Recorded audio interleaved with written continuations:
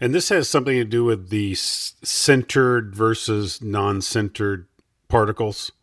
Yes, yes. So I'm Because glad you that's kind of brought another that up. unique, Yeah. yeah, that's another unique aspect that I was reading about.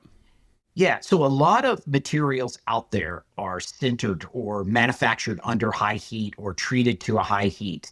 A-chain materials, a lot of them are treated with high heat in order to create a better particle Yeah, from a physical structure.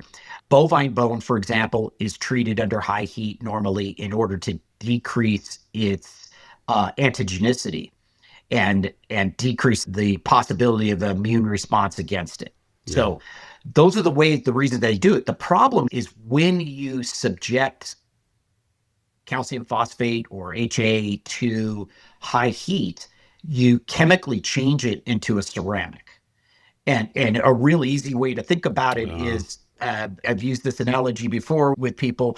You go to paint your own ceramics and they hand you a coffee cup that's white, it's chalky, and then you paint your masterpiece on it, you give it back to them, and then it comes back in 2 weeks and you can now drink out of it and it's hard. yeah, Well, what they've done is they've taken it, put it in a kiln, essentially sintered it, and yeah, changed the physical structure of that. So where that affects graft materials is one, when you center, it becomes very dense.